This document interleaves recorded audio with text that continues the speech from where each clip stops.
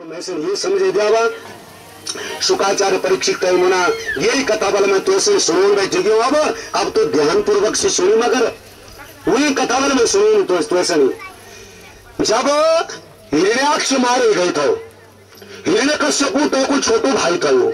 हिरण्यकश्यपु ने जुचान जब देखी कि मेरे भाई मरेगी, सर्व परिवार रोड था लगे भाई का ही, तो हिरण्यकश्यप अपना परिवार का बीच में होंगे, अपना परिवार सही, अपनी मां सही, भाभी सही, भाई का बच्चों सही, सब सही सांत्वना देनी। एक कथा सुनाई तो बहुत प्यारी कथा, सप्तम स्कंद में आई यह कथा। एक सुयज्ञ देश को राजा था, सुयज्ञ नाम को राजा। तो तय राजा, वो राजा जुचाना अपना शत्रुओं का दगड़ा में लड़ी और शत्रुओं जुचाना राजा खत्म कर देनी। जब वो राजा खत्म होगी, मारे गई युद्ध में, तो मंत्री लोग जो चाहता शरीर से उकलते ले आया, राजा का शरीर से नहीं।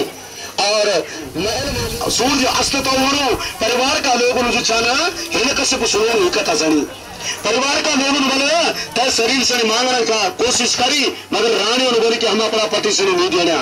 रानी ने जो चाहना अपना कोड़ा पर निकाल देनी। तय टाइम पर यमराज होंगे तक, यमराज जो चाहना ब्राह्मण भेष में होंगे और यमराज ने पूछी रुदन के शरीर सही, और वास्तव में शरीर पति नहीं होंगे।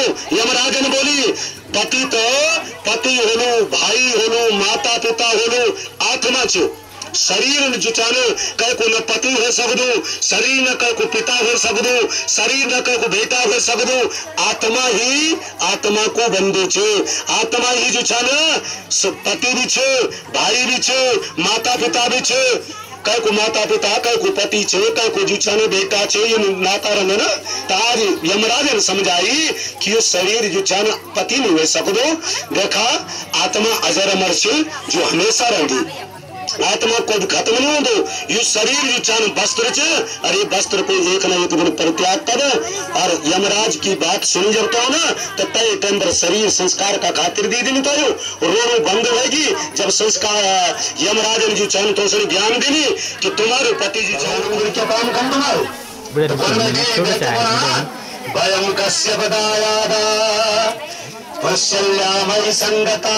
हम कश्यप का बेटा चवाई, हम लोग जुचान अमृत जो, अरे अमृत का बंटवारा मां जुचान भाई मां जुचान लड़ा ठीक बोलो। कल सही कल पर भरोसा नहीं छे कि पता नहीं कोई ज्यादा ना पी दियो। आज भगवान मोरनी टाइम बना तो बोले बंटवारा हमारी कृपा से मैं पुनः जीवित होते ही आयूं। तो शुक्राचार्य ने बोले अब बेटा पग पग पर जुचानो तो दुख छे। अब तो आश्रम से बाहर ना निकली एक मिनट बिना। अब आश्रम का भीतरी जुचानो क्या कर तो, अरे बहने सेवा करते गुरुदेव की। एक दिन गुरु की बेटी देवयानी की जन्मदिन आई, और जन्मदिन का वास्ता जिसने फूलों की व्यवस्था करता ही देवयानी शुक्राचार्य कच्छक ते बोली कि कच्छ तुझे चना कुछ फूल लिखते हो, और फूल तो बैर आई और दैत्य लोग जिसने चौकसी बारन था पकड़ी ली। कच्छ पहले सोचता हूँ ना कि पहले हमने एक टुकड़ा करे खाया, शुक्राचार्य ने जीवित करे था। आज तो क्या करी, आज अग्नि में रखी और राख बड़े दिन कच्छ की, और तीर राख से उठाई चली गया। और शुक्राचार्य का शराब का घड़ा में मिले दिनी, शराब पहनता शुक्राचार्य जी, शुक्राचार्य का शराब का घड़ा में मिले दिनी। देवयानी को जन्म थोड़ा, आज बेटी को जन्मदिन थयो, बेटी का जन्मदिन पर शुक्राचार्य शराब सेवन करी। और देवयानी ने बोली पिताजी मैंने कच्छ से फूल लेने भेजता हूँ, मगर अभी तक नहीं आई।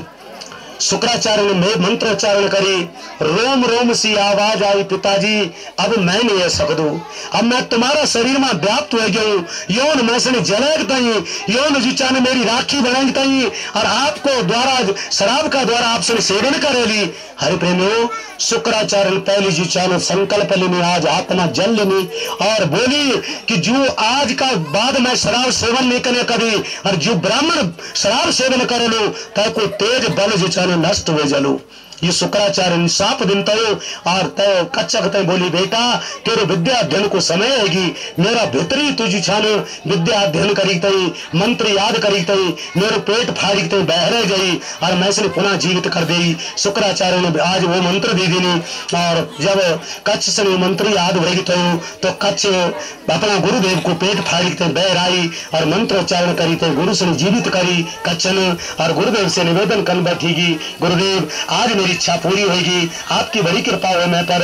अब मैं गुरु दक्षिणा देने चाहूं और यखन प्रस्थान खनु जानू। अब गुरु जीवन बोली कि मैं से बेटा कोई भी दक्षिणा की आवश्यकता नहीं छे, मैं से कोई चीज की जरूरत नहीं छे। हाँ, अगर दक्षिणा देना चाहूं तो जा मेरी अकेली बेटी छे, बेटी अगर कुछ मांग दी तो तीसरी दक्षिणा मां दी दी। अब जी छन कच्छ जाऊंदू देवयानी का दरवाजा पर। देवयानी के बोलू मेरा गुरुदेव तो कुछ भी नहीं मांगना, मैं तुमसे कुछ देना चाहूं, बहन तू मैं से मांग। गुरुदेव ने बोली कि तू जो कुछ मांग दी देती सनी। तो देवयानी ने बोली तो मैं तेरे हाथ मांग रहा बोले तू मेरा पति का रूप में जी छान अब ये दैत्य लोक में रहे, तू जी छान देवलोक में ना जा। कच्चर बोली तेरी जीव पर केड़ा नहीं बल करना, तू मेरी बहन छो, गुरु की बेटी जी छानो, जनी बाप की बेटी होंगी तनी गुरु की बेटी होंगी, और तीगर भी छानो वही ना तो होंदो जो पिता की बेटी का दगड़ा मां होंदो।